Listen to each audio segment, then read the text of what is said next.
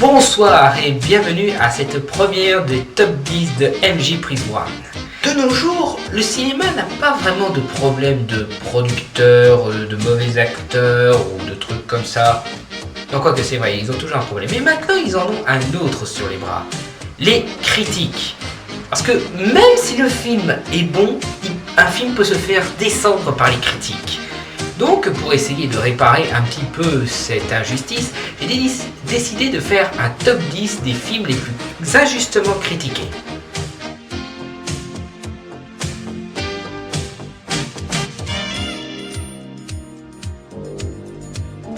Numéro 10.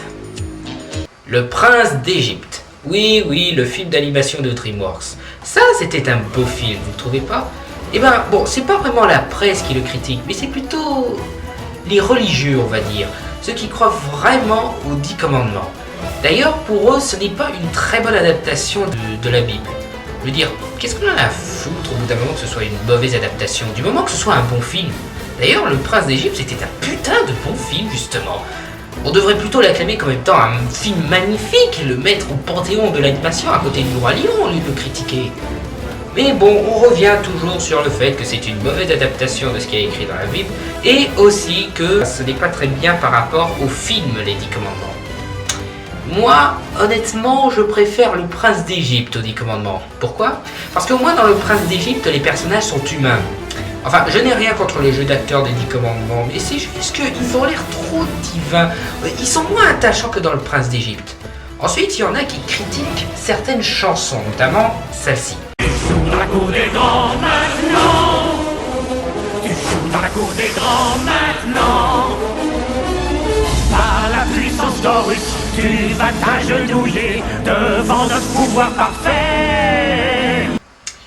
Ouais, c'est vrai que cette chanson n'est pas terrible, mais il ne faut pas se concentrer sur un seul point. Il y a d'autres chansons dans ce film, dont celle-ci.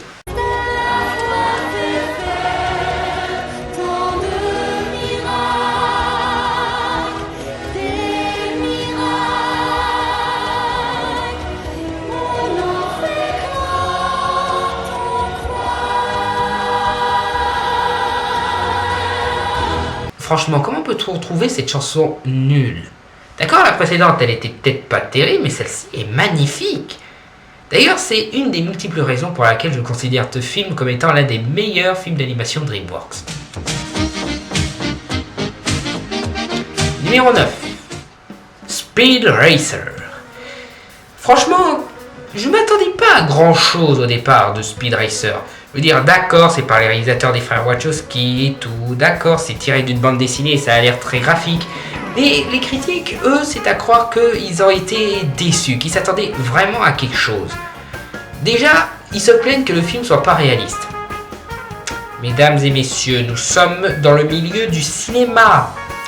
Un monde où des êtres fantastiques comme les fées, les elfes, les hommes capables de voler, les extraterrestres et tout. On est dans un monde où tout existe, où tout ce qui n'arrive pas dans notre monde arrive là. Et vous vous plaignez que c'est pas réaliste? Je m'excuse, mais c'est un petit peu fait exprès que ce soit pas réaliste. Aussi, certains se plaignent du fait que c'est trop lumineux, qu'il y ait trop de couleurs, que les graphismes font trop dessin animé.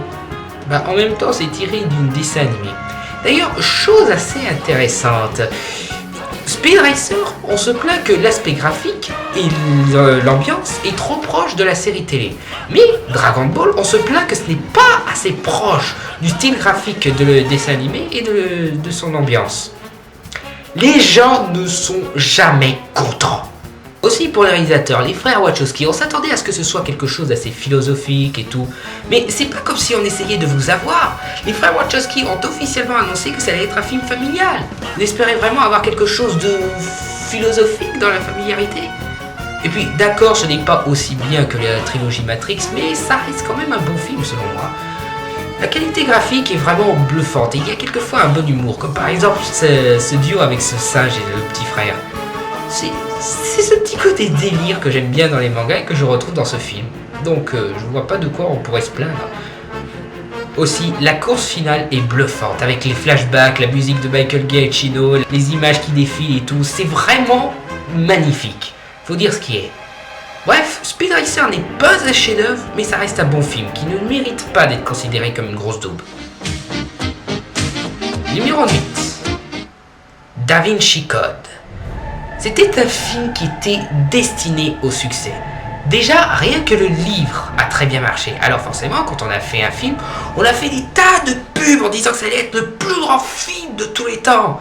Donc forcément, quand on est allé voir le film et qu'on est tombé sur juste un bon film, il n'est pas spécialement mauvais, mais il n'est pas non plus exceptionnel, c'est sûr que c'est un petit peu déçu ceux qui s'attendaient au plus grand film du siècle.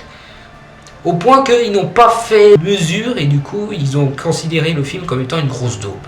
Se plaignant du jeu des acteurs, de la réalisation, de l'histoire. Moi je m'excuse, mais le reste, tout ça c'était ok. Les acteurs ils étaient bons, ils n'étaient pas aussi bons que d'habitude, mais au moins ils sont bons dans les personnages qu'ils jouent. Je veux dire, s'il n'y a pas grand chose à bien jouer dans le personnage, c'est pas la peine à l'acteur de bien jouer non plus. Aussi, bien entendu, il y a le Vatican qui se plaint, qui se dit qu'il faut interdire le Da Vinci Code, Argédémon et tout, parce que soi-disant ça montre le Vatican comme des méchants. Vous savez, vous devriez éviter de faire ça, parce que vous donnez du crédit à ce que dit le Da Vinci Code, parce que vous connaissez l'expression, il n'y a que la vérité qui blesse. Donc forcément, si vous vous manifestez parce qu'on vous fait passer pour des méchants, et que vous cachez des choses, et que vous tuez des gens, et peut-être que quelque part c'est vrai, et qu'en fait vous voulez le cacher. Parce que si vous voulez vraiment montrer que vous êtes innocent dans tout ce qu'ils disent dans les films, vous n'avez qu'à rien faire. Acceptez le fait que c'est une fiction. D'accord ? D'ailleurs, beaucoup de croyants vont voir ce film et lire ce livre tout en gardant leurs croyances. C'est pas comme si Da Vinci Code allait détruire le christianisme. C'est pas comme si le Da Vinci Code allait détruire la foi. Un peu de sérieux quand même. Et puis, chose qu'il faut au moins une fois dans sa vie voir dans Da Vinci Code, la scène finale. Là, c'est franchement magnifique. Les plans, la musique de Alzheimer qui monte, c'est vraiment magnifique. Pour le reste, c'est une très bonne adaptation, ça illustre très bien le bouquin, on ne voit pas qu'est-ce qu'il pourrait faire de plus. Donc, Da Vinci Code, bon film, très bon film, surtout les dernières minutes. Alors, arrêtez de le considérer comme une daube. Arrêtez de dire que Tom Hanks a l'air encore plus débile que dans Forrest Gump ou des trucs comme ça, parce que, franchement, un film de Ron Howard avec Tom Hanks, Ian McKellen, Jean Reno et tout, moi je m'excuse, mais je ne vois pas en quoi le film peut être mauvais. On n'a que du talent là dans ce film, même Alzheimer. Numéro 7. Hulk, le film d'Ang Lee. Quand on regarde toutes les pubs et l'image qu'on a de Hulk par rapport à la bande dessinée, à la série télévisée de l'époque, on s'attendait à un gros film d'action qui détruit tout, qui fait tout exploser. Rien que les bandes annonces nous faisaient penser à ça, regardez.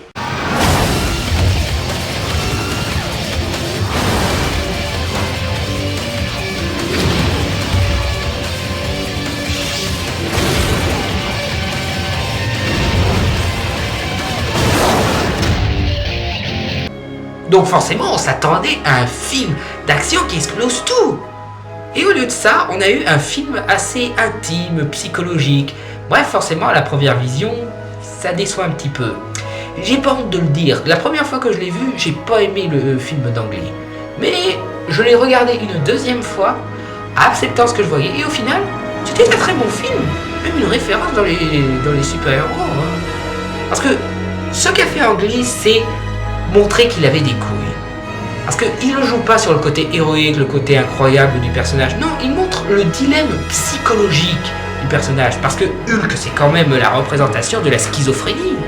Donc c'est normal qu'il fasse un film psychologique. D'ailleurs, les acteurs sont bons, la musique de Danny Elfman est sympa, et la réalisation avec les écrans scriptés qui font penser un petit peu à la bande dessinée, tout ça c'est bon. D'accord, c'est un petit peu lent, mais ça joue sur le côté intime du film, et ça lui donne un peu plus de force. Bref, c'était un film vraiment différent des autres, et c'est justement pour ça qu'il n'a pas marché. C'est triste ça, franchement. Un film différent des autres, et on le considère comme une grosse daube. Après, c'est normal que Hollywood part en vrille. D'ailleurs, ils l'ont tellement pas aimé qu'ils ont décidé de faire un reboot avec l'incroyable Hulk. Franchement, d'accord, le film n'a pas plu à tout le monde, mais C'est pas pour autant que vous pouvez pas faire une suite différente. Vous avez assez d'éléments pour faire une suite différente du premier film. Puis, à vous entendre, le film serait nul, alors que ce n'est pas vrai du tout. Fallait juste faire des bonnes annonces montrant le vrai aspect du film. Le côté psychologique, le côté effrayant, le côté bon acteur, le côté intime. Seulement, vous vous êtes contenté du côté action et forcément, vous avez déçu tous ceux qui sont allés le voir. C'est de votre faute. Alors, essayez de réparer les dégâts en faisant une suite qui soit dans le vrai contexte au niveau de la pub, au lieu de faire un reboot. D'ailleurs, le reboot, bon, il était pas nul. De la part de Louis Le Ternier, ça m'a un petit peu surpris. Je m'attendais à une grosse double. Mais c'était en fait sympathique, même si je préfère toujours le film d'anglais. En plus, ce que j'aime bien, c'est qu'il reproche au film de ne pas être assez proche de la série télévisée d'origine. Tandis que Batman et Robin, on lui reprochait justement d'être trop proche de la série télévisée et d'être ridicule. Encore une fois, ils ne sont jamais contents. C'est normal que ce soit le bordel.